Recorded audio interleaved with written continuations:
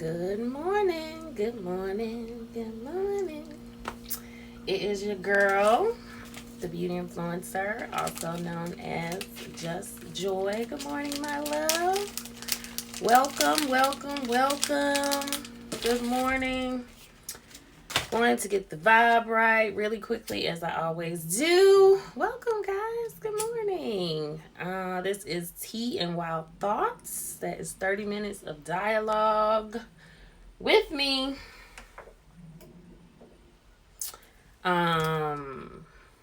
Yes. If you are watching this on YouTube at a later date, because I do have these conversations posted on YouTube. This is the live conversation. But if you're watching on YouTube, please subscribe. And if you haven't subscribed, I need you to go to the link in my bio here on Instagram and do that for me. Leave me a comment, hit the like button. That always helps so that you can stay tuned to all this good content that we are producing over here. This morning I am drinking sage tea. Good for digestion, cleansing from the inside out. And let's see, because I got a lot going on. Little Palo Santo. I'm going to give y'all the good vibes. Sex in a Jar body scrub from my self-care store. Good morning, love. Welcome. It has a little shimmer in it. I don't know if you can see. It's made with Hawaiian black salt, sugar, grapeseed oil, avocado oil. And it smells like orchids, and it is absolutely lovely. So you can also check that out at the link in my bio. And I think that's all the housekeeping, so we can kind of go ahead and get into the conversation. This should be interesting. Definitely welcome all your comments, your questions. There's a question box down there at the end or at the bottom of the screen. So yeah, let's get on into it. Have my little notes here. So I'm digging deep this morning into something I've been processing for over a year now.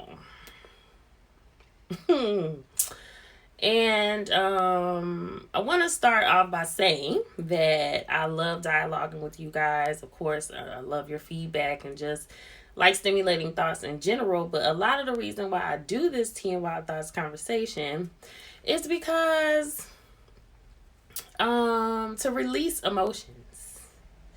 And, my page is called The Beauty Influencer. My history is being a makeup artist over 15 years.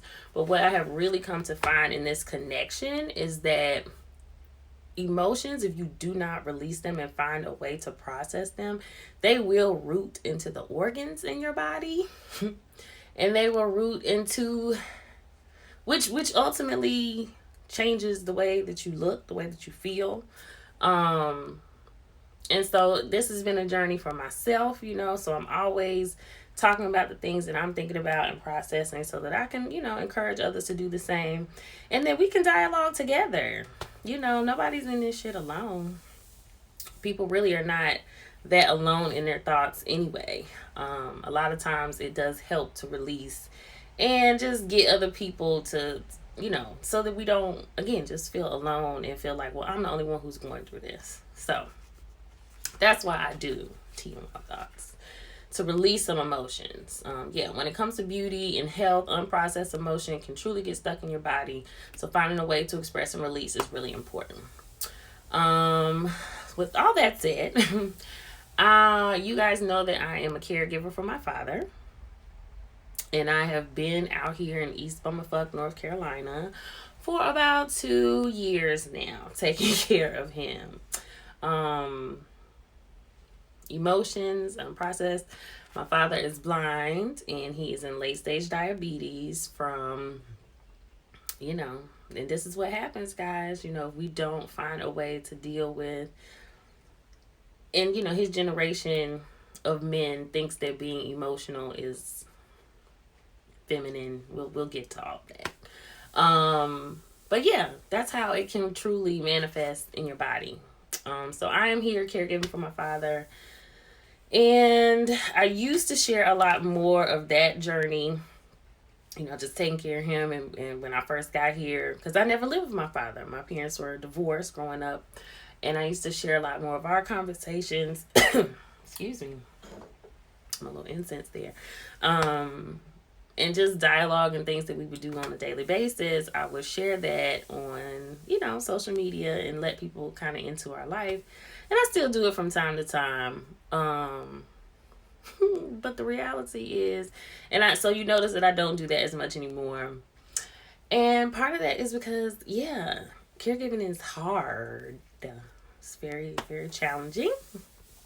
There are a lot of layers to the experience. And they don't always feel good to me. They don't always feel good to him either. So, sometimes let me get back to that. I don't share as much, and to really give myself some space and time to process all these things myself. And one thing, being here has been an education in itself. Again, never lived with my father. So one thing I have really come to understand is that my father is a man. He's a dude. He's a dude 24/7. And I've never lived, before this experience, I've never lived with a man 24/7.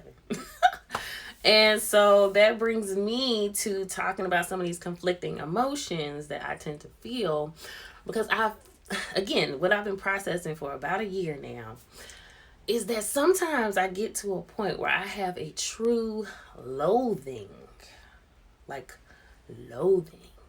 and disgust for men. That does not mean, it's not all the time. It's something that I have to acknowledge, and because I get to this point where I'm like, the way that they think can just be disgusting to me. And my father is a man. He's a part of that.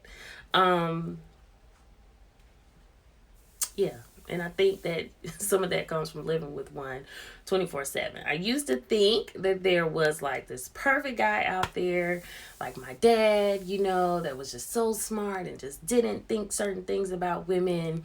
Good morning, welcome. And don't get me wrong, this is layered. This is duality. This is real life, okay? These are the wild thoughts, because I understand that my father is the one man who loves me absolutely unconditionally in a way that probably no other man can. I'm his daughter, But that doesn't dismiss, that. And a lot of this is systemic. It is society. It is things that, he was raised with. He's still a person. And, we are just two completely different people. But I have just come to learn over these past 2 years that, okay, my father is just not a perfect person. I used to really, and I still do. I mean, I've been a daddy's girl all my life. Yes, I'm 39 years old, still a daddy's girl. That's why I'm here, taking care of my father. But somewhere along the lines, I've been able to connect that if a man who loves me more than anything still has limits and imperfections, so does everyone else. The post that I posted last night with the guy, like, damn, you got some big dick. I mean, here we go. It's real. Like, there are parts of me, and I think that me going back to talking about this, like, unprocessed emotion. Again, my parents were divorced. So, growing up and not having him in my household, not really completely understanding why. Maybe there is just some unprocessed anger with why, he's not here or wasn't there, in my household growing up. When I first got here, I saw this like big opportunity for us to, engage and just kind of make up for lost time. But God, has all things for a reason. I truly believe and have faith in that. And when I got here, especially with my father being in his age range, I was thinking that a lot of his little friends were just nice old men, like they I could be, their daughter, their granddaughter, but these men were not looking at me in a way that was daughtery or granddaughtery. In fact, and I had to learn to start to listen through some of the things that they were saying. Again, I'm a confident woman. I'm not saying I'm the most beautiful thing in the world, but at the end of the day, I am a woman who is curvy, has hips, breasts, all of that. And it had just never occurred to me that these were the type of men that would still hit on me, that would still, and it didn't matter. It didn't matter that my father was their friend. It didn't matter that, that they knew that this was his daughter. And I'm like, at the end of the day, yeah, if I was open to it, these are the type of men that would definitely engage with me on a whole nother level. And then I had to, once I started to really take that in and understand that, I started to see other sides of my own father, and not with me, of course, that's incestuous and disgusting. But, when I would take him to the dialysis clinic, like a lot of the women that he works with, they were always laughing, oh, your father's so, he would be telling them stuff like, yeah, you get out there and get my money. Like, he has like this joking relationship with them. But yeah, there were sides of my father that I started to just realize, like, and for all my non-black following as well, just, you can excuse this or whatever, but he is a nigga. My daddy is a nigga. And he do stuff just like niggas do. And just because he's my father and that's the way I see him and the role he plays for me, does not dismiss, again, these imperfections and this side of him that I had just never seen. I remember kind of talking to this guy at one point, and I think I've shared this before in past conversations, and asking him, because he was seemed like a really good guy, raising his daughter, had 2 kids, the whole 9. And I remember asking him, because I was really battling, with these emotions surrounding this. And I asked him, I said, are men the same way with their daughters that they are with the women that they love? That they're in romantic relationships with. Good morning. And he said no, because again, this was a guy who was really nice and kind to me. But still, I knew what he wanted. He made it very clear what he wanted, actually. And at the time, I needed somebody who could emotionally engage with me. And so that's another thing. I think that, let me read this comment here. Yeah, hard to process that we are all humans and it encompasses all aspects, including the sexual self. I had that experience with an ex's father who would say wild shit to me, but then realize, I'm going to pin your comment. I can't see the whole thing, but yeah, I know where you're going with that. You think that just because these men are older or, that they're just automatically going to have this respect for you. That generally speaking, that generation only knows how to express themselves sexually and through strength. You said that, sis. You said that. It's been a hard lesson to understand that they genuinely don't understand the emotional needs of women, and that they've not been held accountable for it. They have not been held accountable for it. And that's not an excuse. That's not it is just facts. Good morning.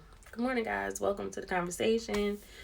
Um, so yeah, and especially in the Black community, this experience is super conflicting because of the breakdown in our family structure.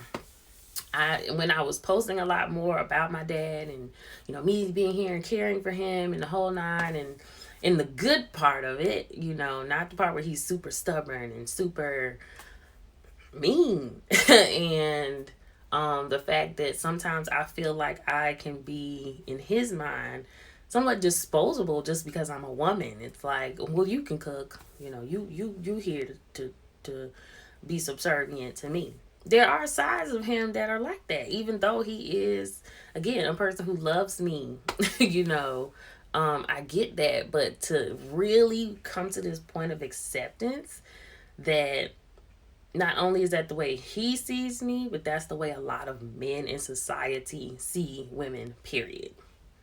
And that is something that I also, again, in this releasing of emotion, you find that acceptance that that's not my battle. You know what I mean? Like, society has shaped things in such a way that some of this is programmed. And some of this is just like, okay, again, if I'm a decent looking woman walking around here, there are men who are going to be attracted to me. It doesn't matter what age they are. They're going to look at you sexually. They're going to let you know that they're interested, and they're going to make passes at you. And they don't care what you're going through. And that's not to say, again, that men don't have their battles, that men don't have their struggles. I, again, am speaking on my thoughts and just my own experience. So yeah, I was just saying, in especially within the Black community, because we already have that battle just being Black people. We have certain levels of acceptance, struggle that we just go through in society, period. And so we need certain levels of emotion from our men that we just don't get because there's already that barrier there. And so my generation, the younger generations, that's why we talk so much about mental health, and because that generation just didn't get that. They are very stunted and limited in being able to engage, having, I call it an emotional language and an emotional education. A lot of men, let's be honest too, they don't deal with their emotions. They just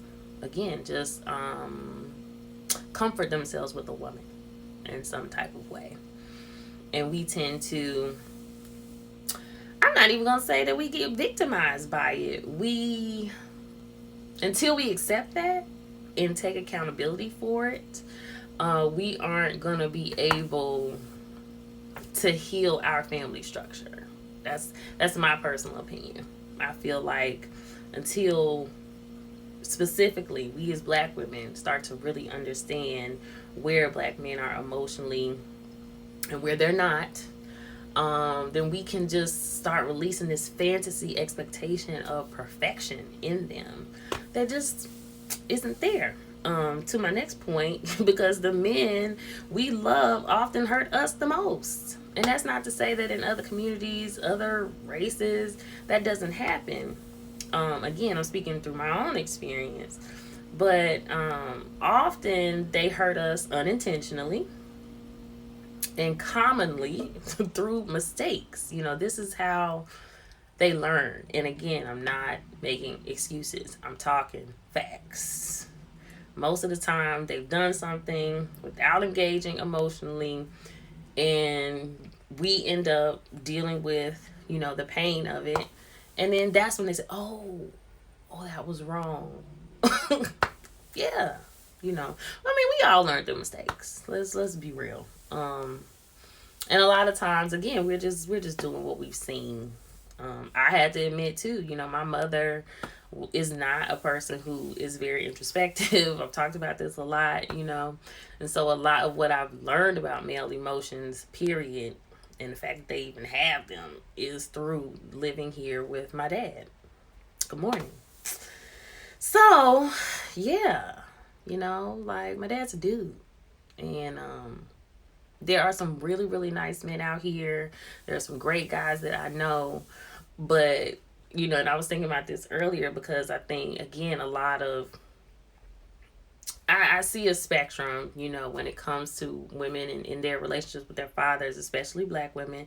A lot of us haven't had them in our households. My father's in my life, but he wasn't in my household.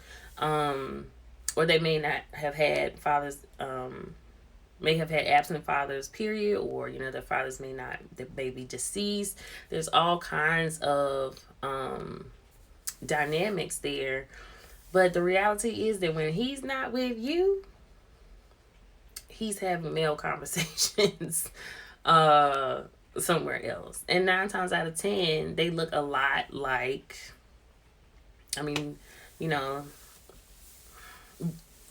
it's a spectrum, it's a range, but just because he's a good guy don't mean he don't like titties, or that he don't, he's not attracted to that woman, or that he wouldn't hit on that woman if you weren't around, And again, I think it's just dealing with imperfections. I'm not saying that, again, there aren't good people out here. I'm not saying that these people are terrible for even having completely human emotions and desires, but it's just truth. And the more that we can start talking about the truth, the more we can stop holding ourselves to these standards that are just unrealistic. So, my dad is my dad, but he's a man first. And understanding that allows me to learn to respect his value system. Not agree with it all the time. Not condone it or, but to respect that he's having an experience that is all his own and frees me up to have my own as well. You'd like to help me? Okay. We'll see.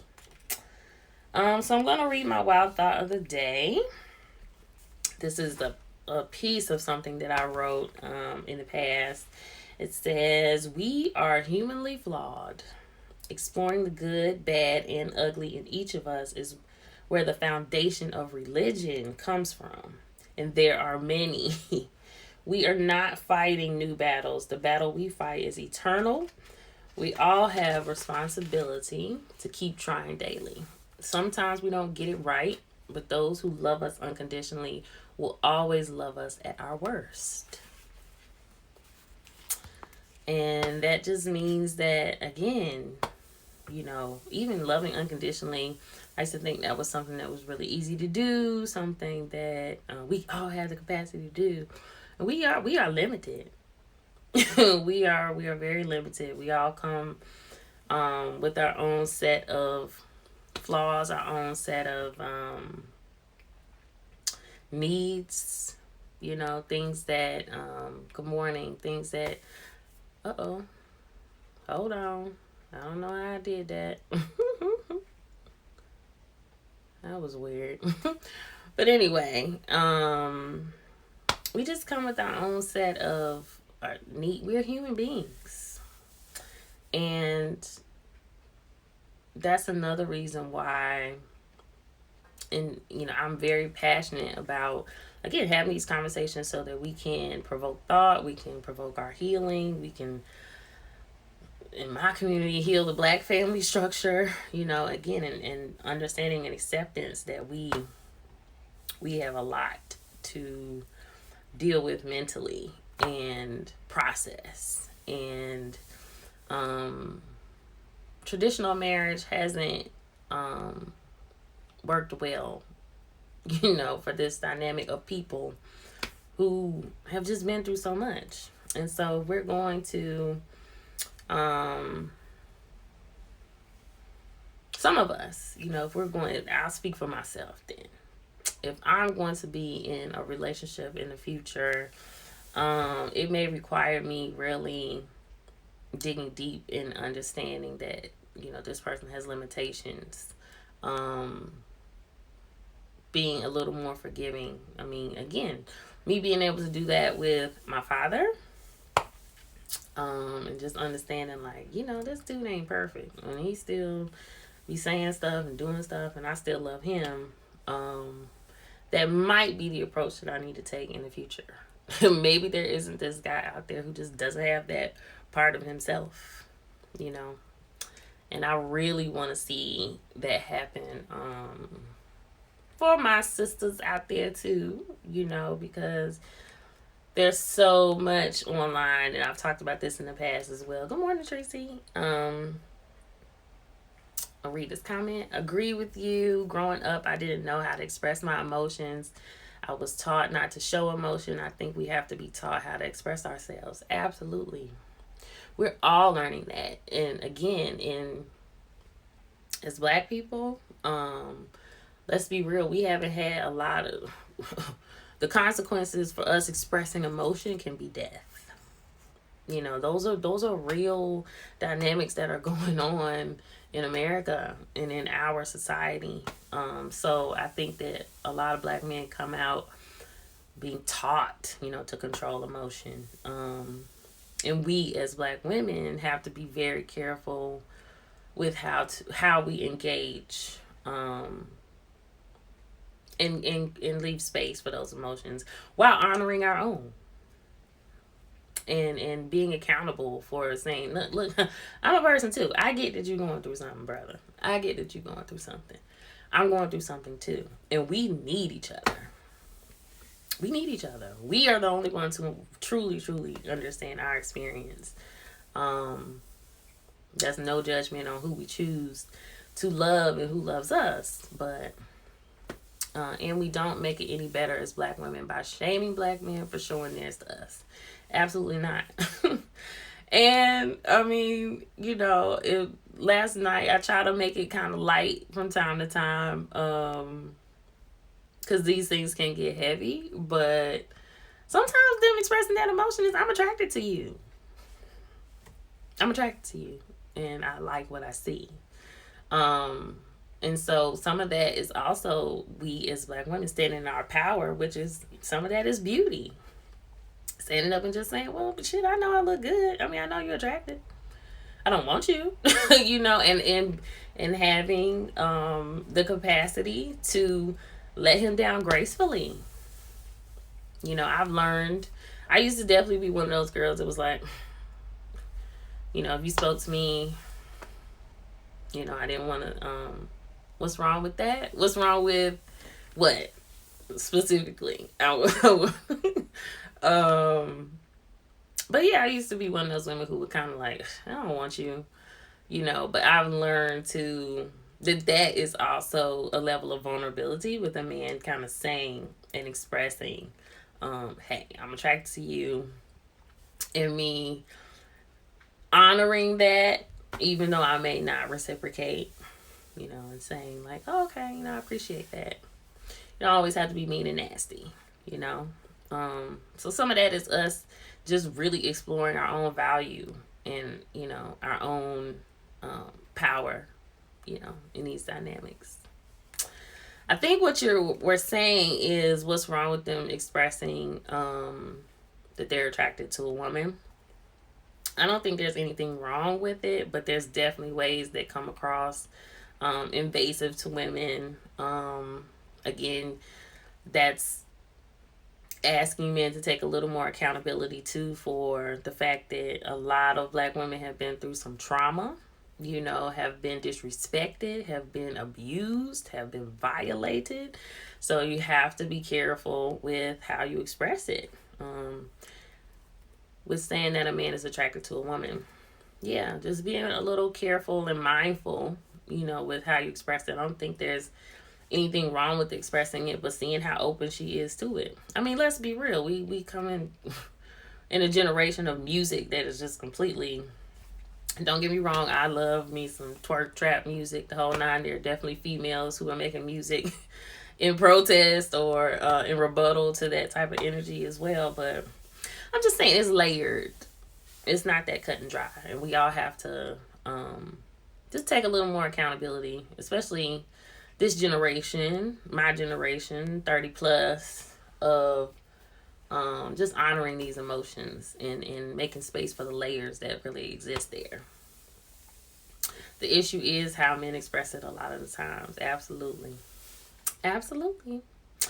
So, again, if you are catching this on YouTube, please like this video. If you have liked what we talked about this morning, feel free to join this conversation live on Tuesday mornings at 8:30 on my Instagram page.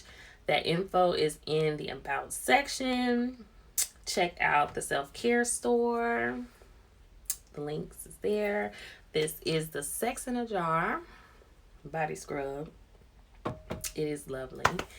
And this is TNY Thoughts, guys. My DMs are always open. Oh yeah, I've also got a link to my house party in my bio as well, because we will be carrying on these conversations in a little after party. I keep saying that, but y'all need to add me on house party so that we can do this. Okay? So I hope everybody has an amazing day. Thank you so much for your time and space, and y'all be safe and take care.